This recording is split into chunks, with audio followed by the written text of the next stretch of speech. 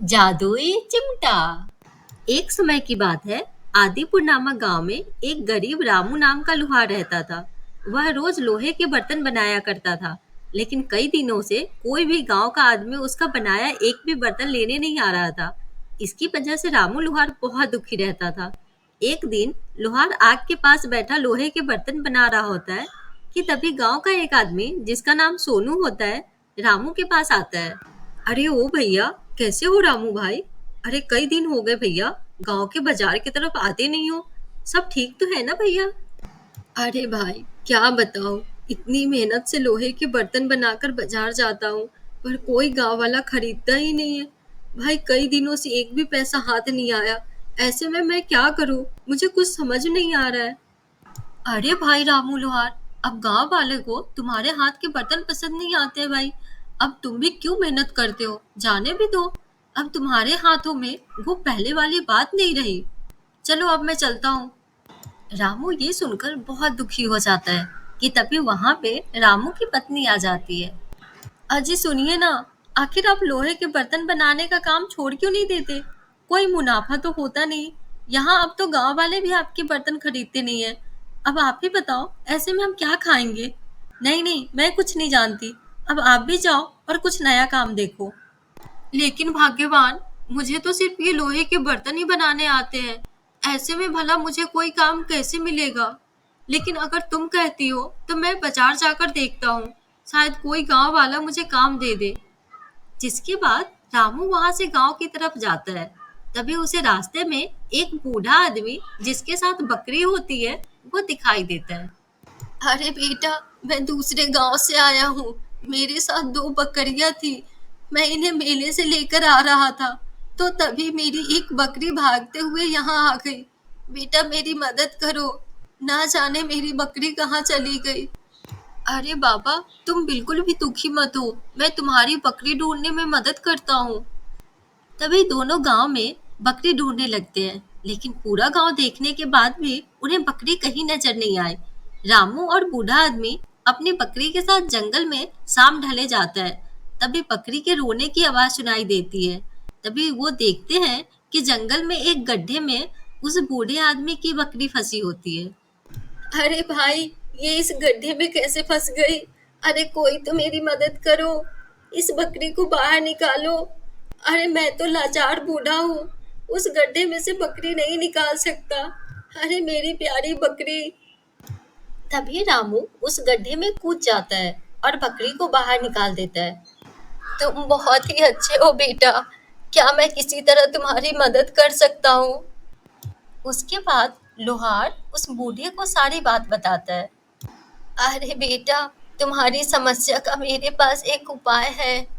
इतना कहकर वह बूढ़ा आदमी एक चिमटा अपने झोले में से निकालकर रामू को देता है। बेटा, ये कोई मामूली चिमटा नहीं है, बल्कि ये एक जादुई चिमटा है। इस चिमटे से तुम जो भी मांगोगे तुम्हें मिल जाएगा। है? क्या सच में बाबा? ये जादुई चिमटा है? मैं इसे जो भी मांगूंगा वो मुझे मिल जाएगा? हाँ बेटा, लेकिन ये चिमटा चमत्कारी है, जो अपना रूप कभी भी बदल सकता है। ये एक मायावी चिमटा है, इसलिए लालच में आकर कुछ भी ऐसा मत मांग लेना जिससे तुम्हारा सर्वनाश हो जाए। और याद रखना, ये जादुई चिमटा गलत हाथों में जब जाएगा तो इसका उपयोग अपने लालच को पूरा करने के लिए वो करेगा। तब ये स्वयं ही उसके पास से अपने स्थान पर वापस लौट आएगा। अच्छा बेटा, मैं चलता हूँ। उसके बाद वो बूढ़ा आदमी वहां से चला जाता है। इधर रामू भी चिमटे को लेकर अपने घर आ जाता है। हे जादू की चिमटे, तुम तो मेरी दशा जानते ही हो। अपने जादू से कुछ ऐसा कर दो कि गांव वाले मेरे बनाए लोहे के बर्तन लेने आने लगे, ताकि मेरा जीवन अच्छे से व्यतीत होने लगे। अगली सुबह होती है और रामू देखता है कि उसके घर के बाहर गांव वाले की एक लंबी लाइन लगी है। अजी देखिए ना, आज तो हमारे घर पे गांव वाले की बड़ी लंबी लाइन है।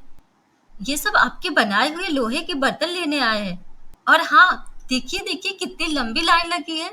अरे रामू भैया, कब से वेट कर रहे हैं हम आपका भैया। तनिक मुझे एक लोहे की कढ़ाई दे दीजिए। अरे हाँ भाई, क्यों नहीं, अभी देता हूँ।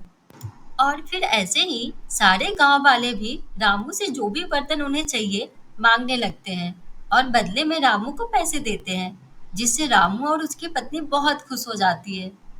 अरे वाह! कितने सारे पैसे आए हैं। अब लगता है हमें पैसों की तंगी नहीं होगी। सुनिए, आज तो आपके पास काफ़ी पैसे आ गए हैं। मैं तो चाहती हूँ कि आप रोज़ ज़्यादा मेहनत करके खूब सारे बर्तन बनाया कीजिए, ताकि हम जल्दी से अमीर हो जाएँ। तुम जैसा चाहती हो वैसा ही होगा। मैं खूब मेहनत करूँगा और बहुत सारे लोहे के बर्तन बनाऊँगा। अगली सुबह फिर से रामू के घर के बाहर एक लंबी लाइन लगी होती है। रामू फिर से गांव वाले को बर्तन देता है। तभी वहां सोनू आता है, जो थोड़े दिन पहले रामू की दुकान पे आया था।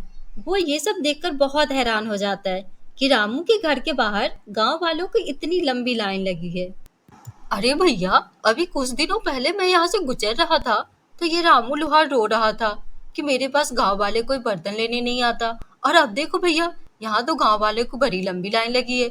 लगता है कोई जादू की पोटली हाथ लगी है इस रामू लोहार के। कुछ समझ में नहीं आ रहा है भाई। तभी वो रामू के पास आता है और रामू से कहता है, अरे ओ रामू भैया। हाँ बोलो भैया। तुम्हारी तो काया ही पलट गई। अब देखो तो जरा, सारे गांव वाले बर्तन लेने तुम्हारे पास ही आ रहे हैं। हाँ हाँ भाई, अब सब ऊपर वाले की मर्जी है, कभी धूप तो कभी छाया। तभी वहां रामू की पत्नी जादुई चिमटा अपने हाथ में लेकर आती है और रामू से कहती है, अजी सुनिए, ये इतना सुंदर और चमकदार चिमटा मुझे हमारे घर में से मिला। आखिर इसे यहाँ लेकर कौन आया होगा? ये मेरा चिमटा है और आइंदा इस चिमटे को कभी हाथ मत लगाना, समझी? ला दो मेरा चिमटा। सोनू को रामू की ये सब बातें काफी अजीब लगी। अरे ये चिमटा देखने में इतना सुंदर और चमकदार लग रहा है। लगता है ये कोई मामूली चिमटा नहीं है। हाँ जरूर इस चिमटे ने कुछ तो किया है, तभी ये रामू अपनी पत्नी को भी इसे छूने नहीं दे रहा है। अच्छा बेटा, ये बात है। अब देखते हैं मैं कैसे मजा चखाता हूँ। तभी सोनू रात के अंधेरे में रामू के घर में वो जादुई चिमटा लेने जाता है। लेकिन जैसे ही जादुई चिमटे को वो अपने हाथ में लेता है, वो जादुई चिमटा एक मुर्गी के रूप में बदल जाता है। ये देखकर सोनू हैरान हो जाता है। अरे रे भाई, ये क्या हुआ? ये जादुई चिमटा अचानक से मुर्गी कैसे बन गया? मेरी तो कुछ समझ में नहीं आ रहा है। भैया चलो, कोई बात नहीं, चिमटा ना सही मुर्गा ही सही। तभी सोनू उस मुर्गी को एक रस्सी से बांध देता है। नहीं नहीं, मैं तुझे ऐसे नहीं जाने दूंगा। मुझे ये तो समझ आ गया है कि तू कोई साधारण चीज नहीं है। कभी चिमटा तो कभी मुर्गी, कुछ भी बन जाता है। ये मुझे बेवकूफ समझता है। अब देख तू मेरी समझदारी। अरे ओ जादुई मुर्गी, मुझे सोने की 100 मोहरे चाहिए, समझी? क्या तू दे सकती है मुझे? उसके ऐसा बोलते ही सोने की 100 मोहरे उसके सामने आ जाते हैं और वो बहुत खुश हो जाता है। अरे वाह वाह, सोने की इतनी सारी मोहरे! हाय, अब तो मुझे धनवान होने से कोई नहीं रोक सकता। एक काम करता हूँ, इन सोने की मोहरों को छुपा कर रख लेता हूँ। हाँ, अगर किसी ने देख लिया तो मुश्किल हो जाएगी। वो एक बक्से में सोने की मोहरें छुपा देता है। अरे वाह, अब तो ये मेरा बक्सा सोने की मोहरों से भरने लगा है। चलो ठीक है, अब इसे छुपा देता हूँ। कल उस जादुई मुर्गी से एक साथ बहुत सारी सोने की मोहरें मांग लूंगा। मुझे अब और सब्र नहीं होता। अगली सुबह। हे भगवान, मेरा जादुई चिमटा किसी ने चुरा लिया। अब मैं क्या करूं?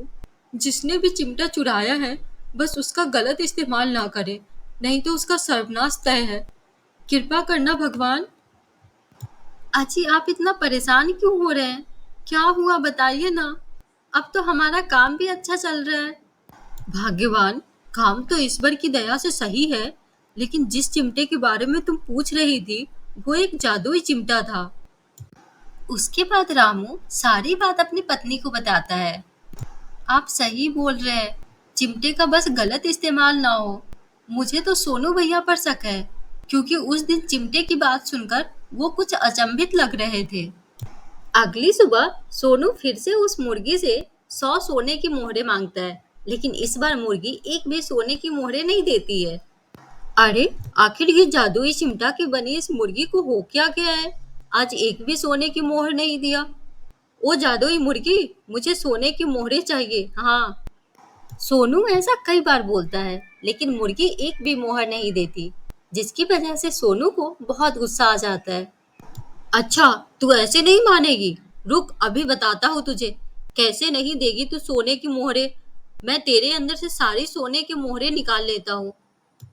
उसके बाद सोनू बड़े से चाकू से मुर्गी का पेट फाड़ देता है और उसके बाद वो हैरान रह जाता है। अरे वो मुर्गी कहाँ गायब हो गई? और उस मुर्गी के पेट के अंदर ये चिमटा कैसे आ गया? ये तो मायावी मुर्गी थी। नहीं नहीं, मायावी चिमटा थी यार। तभी सोनू के घर में आग लग जाती है और सोनू चिल्लाने लगता है। अरे रे, ये मेरे घर में आग कैसे लग गई? अरे मेरी सोने की मोहरें, हाय मेरी सोने की मोहरें न जल जाए। मेरा घर जलकर राख हो गया। अब अपनी सोने की मोहरें निकाल लेता हूँ। तभी सोनू मिट्टी के अंदर छुपाया हुआ वो बक्सा निकालता है, जिसके अंदर वो सोने की मोहरें छिपाया था। सोनू जैसे ही घड़े के अंदर देखता है, वो हैरान रह जाता है। सोनू ये देखकर जोर जोर से रोने लगता है। हाय, ये क्या हो गया भगवान? मेरी सारी सोने की मोहरें ये मामूली सी मुर्गी के अंडे में कैसे बदल गई? अरे क्या हो गया? मेरी सारी सोने की मोहरें कहाँ चली गई? एक तो घर भी जलकर खाक हो गई और सोने की मोहरें भी हाथ से गई। तभी वहां पर रामू और उसकी पत्नी आ जाते हैं। सोनू भाई, किसी और के हिस्से का जादुई चिमटा तुमने चुराया और उसका गलत इस्तेमाल भी किया। इसका नतीजा तुम्हारे सामने है। अरे भैया, मुझसे बहुत बड़ी भूल हो गई। भाई, मैं लालच में आ गया था, जिसका मुझे ये इनाम मिला। मुझे माफ कर दो भैया। तभी वो मुर्गी फिर से सोनू के सामने आ जाती है। अब रोने से क्या होगा सोनू? ये सब तुम्हारे ही लालच का नतीजा है, वरना ना मेरे द्वारा दिए गए सोने मामूली से अंडे में बदलते, ना ही तुम्हारा सर्वनाश होता। सोनू उसे देखते ही हैरान रह जाता है। मैं एक जादुई चिमटा ही हूँ, जो अपना रूप बदल सकता है। तुम एक बेहद लालची इंसान हो। जब भी मैं किसी लालची इंसान के हाथों में आता हूँ, मेरा रूप बदल जाता है। इसलिए जब मैं तुम्हारे पास आया तो एक मुर्गी बन गया। लेकिन तुम्हारी लालच की हद रुकी ही नहीं और तुमने मुझे मारकर बहुत सारे सोने की मोहरें हासिल करनी चाहिए, जिसका फल तुम्हारे साथ ऐसा हुआ। अब मैं जादुई चिमटा तुम्हारे पास से हमेशा के लिए चला जाऊंगा। जिसके बाद वो मुर्गी अपने असली रूप में चिमटे में बदल जाती है और वहां से गायब हो जाती है। अरे मैंने लालच में ये क्या कर दिया? अपने हाथों अपना ही सर्वनाश कर लिया। हाय, मुझे लालच नहीं करना चाहिए था। मेरा लालच मुझे ही ले डूबा।